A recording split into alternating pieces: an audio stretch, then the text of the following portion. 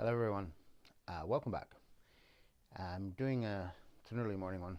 I'm back of course to talk more about, I think Canada is the canary in the coal mine, and we talk a good line, we just don't walk it. I've noticed recently in the news that Canada is interfering with the internal affairs of Saudi Arabia, and it wants now the help of Germany. Uh, it's talking about human rights and that they're not respected in Saudi Arabia. I'm here to report that human rights are not respected in Canada. As I've said before, I have been trying to protect my ability to make a living in Canada. I'm self-represented in the courtrooms of Canada, and the government has instructed the judges of Canada to not hear my case. They always give the Crown another 30 days. Now in Canada, you may wonder why I keep saying Crown. It's because the head of the government of Canada is actually the Queen of England, and she's considered the Queen of Canada. And the government of Canada prefers to call itself the Crown rather than the government. I understand the reason why you would do that. I noticed that when Prince William and his wife Kate Middleton were here visiting Canada, the Prime Minister of Canada, Justin Trudeau, and his wife were busy showing them around Canada, and they were having almost a love-in. But I noticed that it was a little bit frosty, the relationship between the Prime Minister of Canada and Prince William, because the Prime Minister of Canada, his father, Pierre Trudeau, was quite famous in his criticism of the Queen of England and the Queen of Canada, and he used to make some derogatory actions toward her, which didn't settle well. So when the prince and his wife were in Canada visiting, I noticed one thing interesting, that Justin Trudeau did not take them into Quebec, which is his supposed home province, but I think he spent most of his life in British Columbia, where I live. And the reason why he wouldn't take them into Quebec is that the Quebecers believe that Canada should not have a crown, as Pierre Elliott Trudeau did as well. But we do have one. And when Prince Charles was here and he made a little sojourn into Quebec, there was a riot. And the Royal Canadian Mounted Police had a hell of a time getting them out of harm's way. The people of Quebec, they believe in democracy, they believe in shouting out, making their views heard. In the rest of Canada, we are mute. Quebec still speaks like Canada used to be prior to our new constitution written by Pierre Elliott Trudeau in 1981. So you have to understand that now Canada is going around the world telling everyone that we're so great, we've got the greatest system of this and the greatest system of that, and we stand for human rights. Well, my human rights are always denied me. My Charter of Rights and Freedoms rights are always denied me in the courtrooms. I've been there many times. Judges in Canada do not let me speak. And not just me. There's 45,000 more like me. We are all shut out of justice. And that's a human rights abuse by the Crown, the Government of Canada. It is a human rights abuse. And we have the gall to go around the world pointing our finger at other countries about human rights abuse. We have human rights abuse in Canada. We very definitely do. And as much as the reason that Quebec would like to be a separate country, because it's pretty well had its fill, the reason that Canada keeps dumping more and more immigrants into Quebec, and it's quite fantastic in recent days what's been happening, it's unbelievable. The new people coming to Canada get the right to vote, and they are not going to vote for separation. They are not going to vote for the majority of Quebecers. The majority Quebecers have a very strong cultural identity, stronger than Canadians, and they are being diluted by the Crown, of course, which is the Prime Minister, and he's one of their own. Now, I'll tell you something about this Prime Minister. He's an ass grabber. He grabs women by the ass. He punched one woman out in Parliament. He has never apologized for either action, but he's a big promoter of women's rights. When he has a new position to fill, they're almost always women. He's got something about women that I just don't understand. I don't get it at all. However, here we go. Justin Trudeau, when he refuses to, I speculate that Justin Trudeau is a narcissist who's out of control. When he had the G7 conference the President of the United States, Donald Trump, was here to speak. And when he was here, they were all, as President Trump said, he was quite meek and mild. But as soon as President Trump got on his plane to go back home to the United States, then Mr. Trudeau got out a knife and stabbed him in the back as soon as he left the country. Now in Canada, when we had our constitutional meetings with Pierre Trudeau, who was at that time, he's the father of Justin Trudeau, he was trying to convince all the premiers of Canada that they need to sign this new constitution. And it can't be the Constitution of Canada unless it is unanimously agreed to by all of the premiers of all of the provinces. Everybody has to sign. But he had a little problem. The Premier of Quebec was a man named René Lévesque. And René Lévesque did not trust Pierre Trudeau. And neither did the Queen of England when he did his pirouettes behind her. She was always suspicious of him afterward.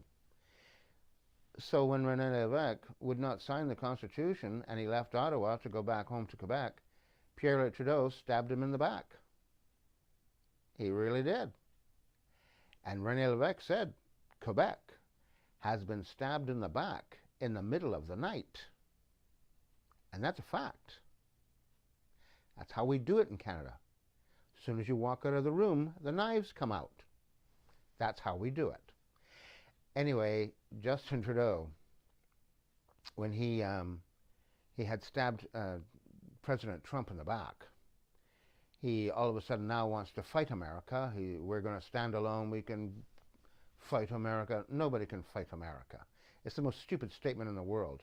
As the leader of the country, you're trying to rattle the arms and we're all going to pick up arms against the Americans. The Canadian military is quite well intertwined with the American military. Our head of the Canadian Forces of Canada is not in Canada. He's in Cheyenne Mountain, United States. Since 1963, by the way, that long ago, our armed forces are very well intertwined. So Mr. Trudeau has a bit of a problem. How is he going to accomplish this new fight that he wants to go on? And now he wants to fight Saudi Arabia. Wow, the man's out of control. But he really likes women, whether he's grabbing ass or punching them, which he's done, and he's never apologized for either move. I think it's almost, it might be a psychological problem. I think probably it is, in fact. He doesn't even see his own mistakes. And when he met the Queen, the first time he met, and the only time he's ever met the Queen, the tradition is this: when you're in the company of Her Royal Highness, she speaks first, and then you may speak. And tradition is this: you will call her Her Royal Highness the first time, and then after that you call her ma'am. It's tradition, protocol. So when Justin Trudeau, the son of Pierre Trudeau, met the Queen, he's quite a tall man. She's not tall. So he looked down on her and he said, "Your Majesty, I was quite a bit smaller when you first met me." She hasn't spoken yet. She looked at him and she turned to the camera and she says, "Yes, extraordinary, isn't it? And the English are the masters of the language, but when you think about what she said," and she turned her head away from him, like, "Oh, you're just like your daddy." I don't know what he said afterward, but he broke the protocol. He spoke first, as though he was above her, and he is not above her. She is the Queen of Canada. She speaks first, he speaks second. I'll bet there aren't many people in Canada who know this. I'll bet there aren't many, but it's true. It's absolutely true. Even someone from Quebec would probably have the good grace and politeness to wait for the Queen to speak first, and then they may speak. Jean Chrétien loved the Queen. He always toasted her, the crown, the crown. I don't know if anybody knows this person, Jean Chrétien, but he had a really wild accent, being a Frenchman from Quebec. His accent was just, it's pretty well classic. It's like in Canada, if you imitate Jean Chrétien, it would be like in America you imitated Howard Cosell, you know? The rumble in the jungle. You know, anyway, in Canada, Chrétien always blamed somebody else for the problems. Or his other famous excuse was, he just didn't know it. He would say things like this: "I didn't know. No one ever telling me they're on that one. I say to Sheila Scopp, you did it there on that one. You have to be quitting. Quit, quit, quit.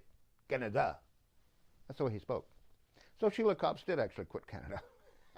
She quit her seat. He should have actually taken the blame, but he pinned it on a woman. Justin Trudeau is pinning everything on a woman.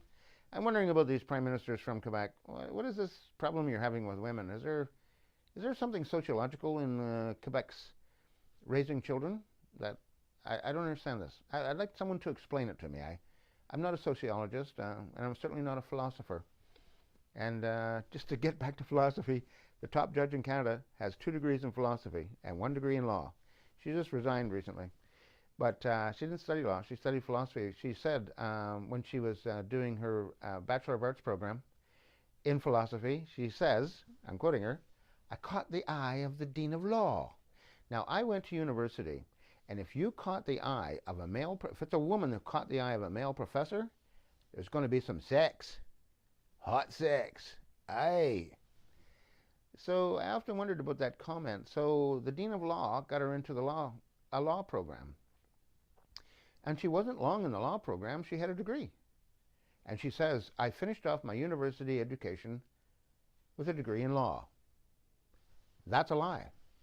She did not. She continued with a master's degree in philosophy. Because that's her true love. It's not law, it's philosophy.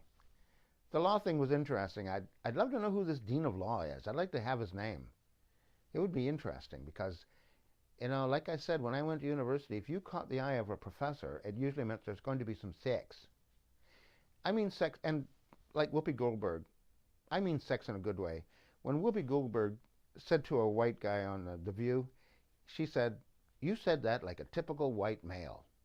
And everybody's turned to look at her, and then she says, and I mean that in a nice way. Do you mean like in a Ted Danson kind of way? We don't see Ted anymore. What happened to him? Why didn't he have The View? He could even have blackface, maybe. He used to, you know. I've got to get going. I'm running out of time. I'll be back to continue this discussion about Canada. In the United States, there's a company in Canada that says Canada doesn't lead the world in anything. Canada leads the world in one thing. We produce the most garbage per capita of any country in the world. We're good at producing garbage. And I think that's kind of analogous of what we're doing with Saudi Arabia. We want them to have human rights. People like me who try to protect myself in the courtrooms of Canada from the abuses of the Crown, the government. I am not permitted to speak. Not permitted to speak at all. And I'm self-represented. And the judges of Canada are told what to do by our government, by the Crown. So they can put the blame on someone else. I got to go now. Toodly-doo. Everybody have fun. Nice to see you again. Bye.